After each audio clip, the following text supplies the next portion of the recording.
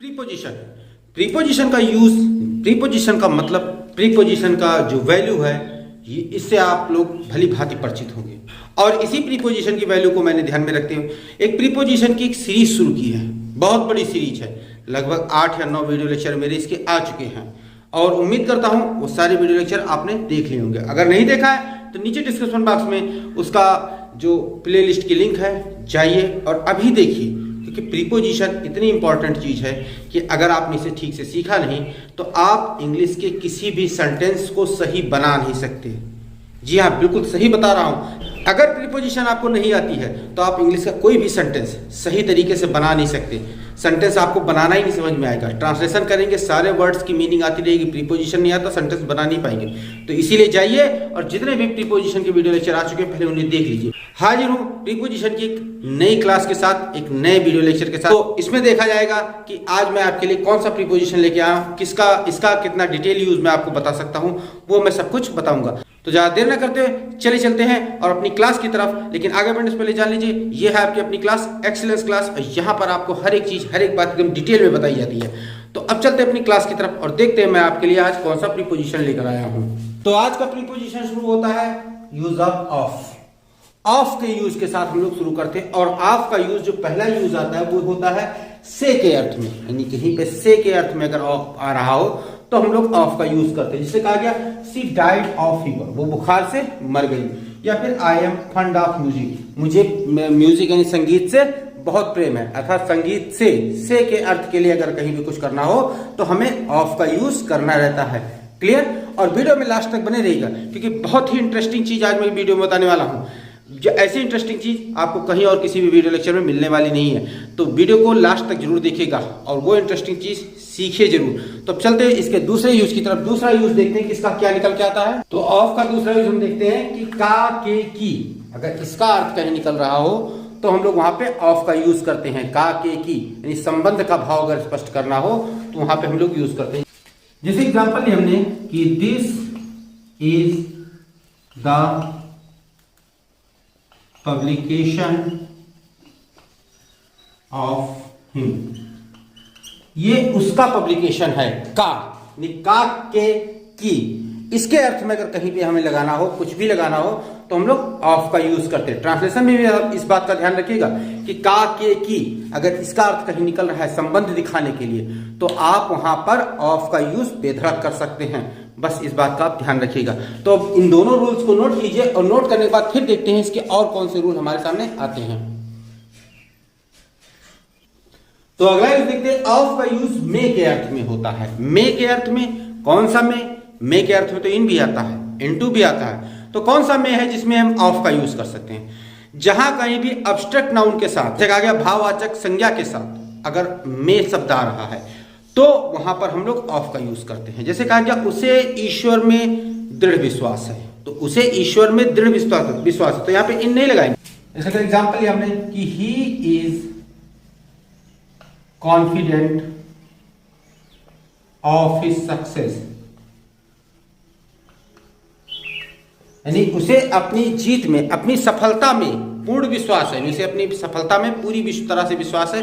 तो यहां पे देखिए कि एक अब्स्ट्रैक्ट नाउन आया मे और इसके साथ हमने इनका यूज नहीं किया या इनटू का यूज नहीं किया, तो यहां पे हमने ऑफ का यूज किया। तो ध्यान रखिए कहीं भी अब्स्ट्रैक्ट नाउन के साथ अगर मे शब्द जुड़ा है तो वहां पे आप इन या इनटू का यूज नहीं करेंगे। एक और एग्जांपल लेता हूं मैं। देखिए एग्जांपल है, Ravi is convinced of this fact, Ravi को इस तथ्य में, इस सत्य में विश्वास है। या his brother is weak of understanding, उसका भाई समझदारी में कमजोर है। तो समझदारी में या फिर तथ्य में या फिर सफलता, ये सारे सब जो है एब्स्ट्रैक्ट नाउन है और एब्स्ट्रैक्ट नाउन में अगर मे शब्द आया तो हमको वहां पे ऑफ का यूज करना ही करना है। क्लियर? अब चलते हैं अगले रूल की तरफ। अब अगला नियम देखते हैं कि ऑफ का प्रयोग मे से के अर्थ में होता है। मे से मतलब कहा गया कि कहीं पे किसी ग्रुप में से कोई एक अगर है तो वहां पे जैसे कहा गया कि वो भी उन्हीं अपराधियों में से एक है, तो कहा इसमें हो जाएगा he is one of those criminals, वो भी उन्हीं अपराधियों में से एक है। तो मे से के अर्थ के लिए यहाँ पे हमें ऑफ का यूज करना है। एग्जाम्पल देखते हैं हम। तो एग्जाम्पल है mister Mishra is one of my friend, यानी मेरे मित्रों में से मिस्टर मिश्रा एक है। या फिर कहा गया he is one of those criminals, वो अभी बताया कि वो उन्हीं अपराधियों में से एक है। तो यहाँ ऑफ का यूज हम लोग में से के अर्थ में भी करते हैं। क्लियर? उम्मीद करता हूँ दोनों रूल आपको समझ में आ गए होंगे। तो चलिए इन्हें नोट कर लीजिए, फिर बढ़ते हैं इसके आगे रूल की तरफ हम। तो अगला यूज देखते हैं ऑफ का कहां से आता है। ऑफ का अगला यूज हमें के बारे में, के विषय में या के संबंध में। अगर ऐसा कहीं वाक्य आ रहा हो, कहीं वाक्य में ये शब्द आ रहे हो, तो वहां पे हम ऑफ का यूज करेंगे। कैसे करेंगे? जैसे कहा है कि आप इसके विषय में कुछ जानते हैं, तो क्या है, क्या आप इसके विषय में कुछ जानते हैं? तो do you know anything of this? क्या आप इसके विषय में या इसके बारे में कुछ जानते हैं? या फिर उस दुर्घटना के बारे में सुना है? तो दुर्घटना के बारे में यानी के बारे में, तो क्या हो जाएगा?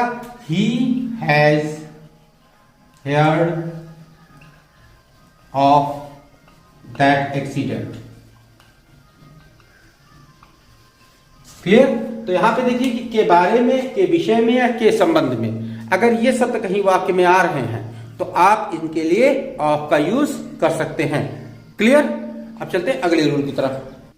तो ऑफ का अगला यूज देखते हैं। ऑफ का यूज हम लोग ओरिजिन या सोर्स, ओरिजिन या सोर्स का मतलब किसी स्रोत के बारे में अगर बात की जा रही है तो वहां पर हम लोग ऑफ का यूज करते हैं। जैसे वो एक गरीब परिवार से है, वो एक गरीब परिवार से, तो उसका स्रोत क्या है, उसकी ओरिजिन क्या है? एक गरीब परिवार। तो क्या हो जाएगा?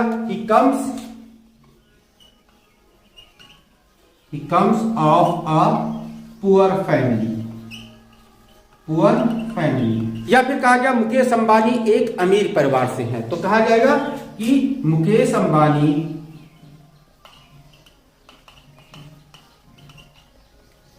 Comes of a rich family. Clear? तो जहां कहीं भी किसी की ओरिजिन या फिर सोर्स की बात की जा रही हो तो वहां पे हम लोग ऑफ का यूज कर सकते हैं। क्लियर? तो चलिए दोनों रूल्स को नोट कीजिए, फिर आगे बढ़ते हैं, उसके और कुछ रूल जानते हैं हम। तो आगे बढ़ने से पहले अगर ये जानिए कि अगर आप चलते चलते यहाँ पर पढ़ते पढ़ते आ गए, तो वीडियो में आपको इंटरेस्ट आ रहा है, आपको मजा आ रहा है, अगर मजा आ रहा है तो अभी तक आपने लाइक कर दिया होगा, अगर नहीं किया तो अभी कर लीजिए लाइक। और चैनल को अगर सब्सक्राइब नहीं किया है तो सब्सक्राइब कर दिया कीजिए भाई। सब्सक्राइब करके रखेंगे, साथ ही साथ बेल नोटिफिकेशन ऑन करके रखेंगे तो मेरा वीडियो जैसे अपलोड होगा वैसे आप तक पहुंच जाएगा। तो सब्सक्राइब जरूर कर लीजिए। और अब चलते हैं ऑफ के अगले यूज की तरफ, लेकिन वीडियो को छोड़ के मत जाइएगा क्योंकि इसके बाद बहुत ही इंटरेस्टिंग चीज आपके लिए मैं लेकर आने वाला हूँ, तो वीडियो को छोड़िएगा मत। तो अगला यूज ऑफ का देखते हैं कि ऑफ का अगला यूज हमें क्वालिटी बताता है, पोसेशन बताता है, अपोजिशन बताता है, स्पेस इन टाइम बताता है, या पॉइंट ऑफ रेफरेंस, यानी इतने पॉइंट्स के लिए हम लोग ऑफ का यूज कर सकते हैं। हर एक चीज के लिए मैंने एक एग्जांपल लिख दिया कि our principal is a man of principle. देखिए दोनों प्रिंसिपल मैंने यहाँ पे लिख रखे हैं जिससे आप ये क्लियर हो जाए कि किस प्रिंसिपल का मतलब प्रधानाचार्य होता है, किस प्रिंसिपल का मतलब सिद्धांत होता है। तो और principal is a man of principle. Clear? अब यहाँ पे देखिए मैन ऑफ प्रिंसिपल, यहाँ पे देखिए क्वालिटी बताई जा रही है। I live in the house of him, house of him, of मतलब पोसेशन, अधिकार बताने वाला कि उसके घर में रहता हूं। House of him. Vimal the son of Chandru got married. अब सन ऑफ चंद्रू ये है हमारा अपोजिशन। अपोजिशन एक दूसरे से संबंधित होता है, तो Vimal the son of Chandru he came back with in an hour of the appointed time. अब यहाँ पे देखिए ऑफ द, ऑफ का यूज हमने क्या किया है? स्पेस इन टाइम को प्रदर्शित करने के इस सेंटेंस में हमने ऑफ का यूज किया। क्लियर? फिर है Gudiya is a blind of one eye. अब यहाँ पे देखिए पॉइंट ऑफ रेफरेंस को एक्सप्लेन कर रहा है ये सेंटेंस हम, blind of one eye. Clear? तो इस प्रकार से ये ऑफ का यहाँ पे ये यूज खत्म होता है। तो अब इसे नोट कीजिए और इसके बाद हम आगे बढ़ते हैं। बहुत सारे स्टूडेंट सोच रहे होंगे एक ऑफ और रह गया। अब कौन सा ऑफ? वो ऑफ हो जाने वाला ऑफ जिसमें डबल एफ के साथ आता है ऑफ। तो इसे नोट कर लीजिए। इसके बाद फिर उस ऑफ को भी बताता हूं कि उस ऑफ का क्या यूज होता है और कितना यूज होता है। तो पहले इसे नोट कर लीजिए। तो आता ये ऑफ। इस ऑफ का केवल एक यूज है। क्या यूज है? बस इस ऑफ का यूज हम वहां पे करते हैं जहां पे हमें कहीं पर किसी चीज से अलगाव दिखाया जाता है कि वो घर छोड़कर चला गया, वो यहां से चला गया, कहीं किसी से अलगाव अगर दिखाया जा रहा है तो वहां पर हम लोग इस ऑफ का यूज करते हैं। चलिए इसका मैं रूल लिख देता हूं, एक ही रूल है, इसके बाद एग्जांपल लिख देता हूं, फिर आगे बढ़ते हैं और देखते हैं जो मैं इंटरेस्टिंग चीज शुरू से बताता आ रहा हूं कि आज एक बहुत ही इंटरेस्टिंग चीज लेकर आने वाला हूं। तो इस ऑफ के यूज के बाद उसे मैं शुरू करूंगा, तो वीडियो को छोड़ के जाइएगा मत, पहले से इस ऑफ का यूज आप लिख लीजिए।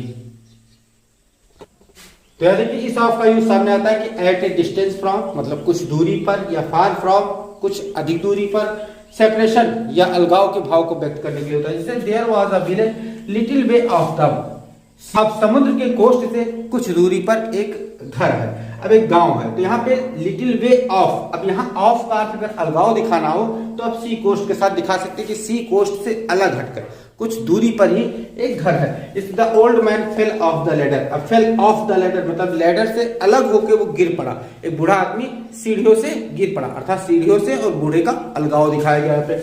या ही पुट ऑफ हिज कोट, उसने अपना कोट उतार दिया, अर्थात शरीर से कोट का अलगाव दिखाया गया। तो यहाँ पे इस प्रकार से कह सकते हैं कि ऑफ का एक यूज केवल अलगाव दिखाने के लिए किया जाता है। क्लियर? तो इसे नोट कर लीजिए, फिर हम आगे बढ़े। तो अब आगे बढ़ते हैं और जो इंटरेस्टिंग चीज है वो बताता हूं कि मरने में, यानी मरने में जो ऑफ या प्रीपोजिशन मरने वर्ड के साथ कहां कहां और कैसे कैसे क्या क्या गुल खिलाता है। जैसे वो बीमारी से मर गया, वो गोली लगने से मर गया, वो देश के लिए मर गया, तो इन सब में अलग अलग अगर प्रीपोजिशन यूज किए जाएंगे कि एक ही प्रीपोजिशन यूज किया जाएगा, ये सारी चीजें बताने वाला हूं। जैसे मैंने बताया शुरू में ही कि वो बीमारी से मर गया तो ऑफ का यूज बताया, तो वो गोली लगने से मर गया, क्या यहाँ भी ऑफ लगेगा? नहीं, यहाँ दूसरी चीज लगेगी। तो एक एक वर्ड एक एक चीज आपको एक्सप्लेन करते हुए चल रहा हूं कि कौन सा वर्ड कहाँ यूज किया जाएगा किस प्रकार के मरने के लिए। तो पहले रूल देखते हैं क्या आता है हमारे सामने। तो जैसे ये पहला लिया हमने कि यदि किसी व्यक्ति की मृत्यु, इलनेस, डिसीज, यानी बीमारी से या लंबी बीमारी से, जैसे इलनेस छोटी बीमारी हुई कुछ दिन में ठीक हो रहे हैं, लंबी बीमारी सालों साल पुरानी बीमारी उसे डिसीज कहते हैं। हंगर कुछ समय की भूख होती है, स्टारवेशन माने भूखमरी होती है, लंबे समय की भूख, या फिर थर्स्ट प्यास से, ग्रीफ दुख से, शेम या शर्म के कारण होती है। इन सब के कारण अगर किसी व्यक्ति की मृत्यु होती है तो हम लोग डाई के बाद ऑफ का यूज करेंगे। जैसे कहा गया कि he died of shame, he died of shame, या फिर या he died of starvation, he died of hunger, he died of disease, he died of grief, he died of thirst. इस तरीके से अगर इन सब के कारण मृत्यु होती है तो हम लोग डाई के बाद जो प्रीपोजिशन है ऑफ का यूज करते हैं। क्लियर? अब चलते इसके दूसरे यूज की तरफ। तो अगला देखिए किस प्रकार से मरना होता है कि यदि किसी व्यक्ति की मृत्यु उंड यानी घाव से, ओवर ईटिंग, ढेर सारा खाने से, मतलब लोग इससे भी मर जाते हैं कि बहुत ज्यादा खा लेते हैं वो किसी चीज खाने को, तो बहुत ज्यादा खाने के कारण होती है। ओवर ड्रिंकिंग, बहुत ज्यादा पीने के कारण, कौन सा? पानी नहीं, शराब, दारू, जो ज्यादा पीने के कारण किसी की मृत्यु होती है। फूड पॉइजनिंग के कारण किसी की मृत्यु होती है तो डाई के बाद हम लोग ऑफ नहीं लगाते हैं, डाई के बाद हम लोग फ्रॉम का यूज करते हैं। जैसे कहा गया कि he died from over eating, या फिर he died from food poisoning, he died from wound, या he died from over drinking. तो यहां पे अगर इन कारणों से किसी की मृत्यु होती है तो डाई के बाद हम लोग फ्रॉम का यूज करेंगे, ऑफ का यूज नहीं करने वाले। क्लियर? तो इन दोनों को नोट कीजिए, फिर इसके बाद और बताता हूं कि मरने के और कौन से तरीके होते हैं और उनके साथ और कौन सा प्रीपोजिशन यूज किया जाता है। तो अगला तरीका मरने का आता है कि किसी व्यक्ति की मृत्यु आत्महत्या, आत्महत्या मतलब सुसाइड कर ले, या हिंसा हो। हिंसा कहां? किसी दंगा फसाद में फंस जाए, कहीं दंगा हो रहा है वहां पे जाके फंस जाए, तो उसके कारण अगर किसी की मृत्यु होती है उसे हिंसा की मृत्यु कहते हैं, मतलब उसके साथ हिंसा हो गई। तो हिंसा में मृत्यु हो जाए तो वहां पे हमें डाई के बाद बाई का प्रयोग करना रहता है। यहाँ ना ऑफ लगेगा ना फ्रॉम लगेगा। आत्महत्या है, अगर आत्महत्या में किसी की मृत्यु हो रही है वो, या फिर किसी दंगे फसाद में फंसकर वहां की हुई हिंसा के कारण किसी की मृत्यु हो रही है, तो डाई के बाद हम लोग बाई का यूज करेंगे। जैसे कहा गया यहां पे कि he died by violence, clear? या ही डाइड बाय सुसाइड। तो उम्मीद है ये चीज आपको समझ में आ गई होगी। तो चलते अगला। तो अगला होता है कि यदि किसी व्यक्ति की मृत्यु लापरवाही के कारण होती है, लापरवाही मतलब केयरलेसनेस, नेग्लिजेंट, इनके कारण किसी की मृत्यु होती है तो हम लोग डाई के बाद थ्रो का प्रयोग करते हैं। थ्रो मतलब अब यहाँ पे ना ऑफ लगाना है, ना फ्रॉम लगाना है, ना बाई लगाना है, यहाँ पे हमें थ्रो का यूज करना है। थ्रो वहां पे लगेगा जहां पर किसी की मृत्यु लापरवाही के कारण हो रही है, केयरलेसनेस के कारण हो रही है, तो वहां पर हम लोगों को थ्रो का यूज करना है। इसे एग्जांपल लिया कि his grandfather died through neglect, मतलब अनदेखी के कारण, लापरवाही के कारण, अनदेखी किसी के कारण, मतलब किसी अनदेखी के कारण अगर वो मर गए तो वहां पे हम लोगों को थ्रो इस प्रीपोजिशन का यूज करना है। क्लियर? अब देखते हैं अगला क्या हमारे सामने निकलता है। अगला हमारे सामने आता है कि यदि किसी की मृत्यु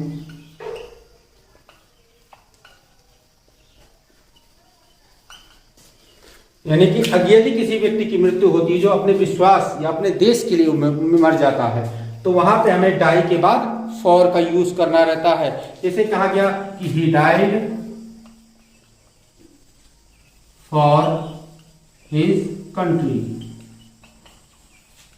क्लियर? तो उम्मीद करता हूं कि ये चीज आपको समझ में आ गई होगी। तो चलिए इसे नोट कर लीजिए।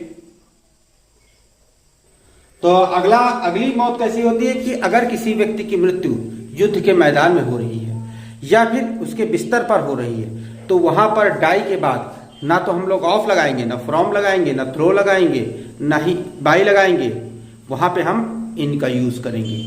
कैसे करेंगे? जैसे he died in battlefield, battlefield वो युद्ध के मैदान में मर गया, तो डाई के बाद हमें इनका यूज देखने को मिल रहा है। क्लियर? अब एक वर्ड आता है डाई इन हार्नेस, डाई इन हार्नेस। अब इसका मतलब यह हुआ कि अंतिम सांस तक, अपने अंतिम सांस तक कार्य करते करते मर जाना। यहां पे इसका अर्थ निकलेगा कि अंतिम सांस तक कार्य करना या फिर कार्य करते करते मर जाना, अंतिम सांस तक अपने कार्य किया। जैसे उसका आगे वो सिपाही अपने अंतिम सांस तक लड़ा, तो यहां पर भी डाई इन हार्नेस का यूज किया जाएगा। क्लियर? तो अगला ये देखिए कि डाई का प्रयोग के साथ समाप्त होना या विलुप्त होना। अगर इस अर्थ में डाई का प्रयोग हमें देखने को मिल रहा है, तो डाई के साथ हम लोग विद का यूज करेंगे। कहा गया कि she died with her husband, मतलब वो अपने पति के साथ मर गई या अपने पति के साथ विलुप्त हो गई, तो यहां पे डाइड के साथ हम लोग विद का यूज करेंगे। क्लियर? तो उम्मीद करता हूं ये चीज आपको अच्छे समझ में आ गई होगी और अब आप कभी से भूलेंगे नहीं। नोट भी कर लिया होगा। तो अब जो बचा है वो ये है, नोट कीजिए। तो स्टूडेंट्स, इसी के साथ आज का वीडियो लेक्चर समाप्त किया जाता है और उम्मीद करता हूं इस वीडियो लेक्चर में आपको मजा आया होगा और साथ ही साथ इसमें प्रीपोजिशन का जितना भी यूज मैंने बताया है आपने लिख लिया होगा और साथ ही साथ सीख। अगर वीडियो अच्छा लगा है, कुछ भी सीखा आपने, तो वीडियो को लाइक कर दीजिए, साथ ही साथ अपने दोस्तों में खूब शेयर कीजिए। ऐसे वीडियो पाने के लिए चैनल को सब्सक्राइब नहीं किया है तो अभी सब्सक्राइब कर लीजिए और साथ ही साथ बेल नोटिफिकेशन को भी ऑन कर दीजिए, जिससे मेरा वीडियो जैसे ही अपलोड हो आप तक तुरंत उसकी इन्फॉर्मेशन पहुंच जाए। तो मिलते हैं अपने किसी और वीडियो लेक्चर में। Till then stay tuned with our channel, keep watching, keep learning, take care, thank you and bye bye.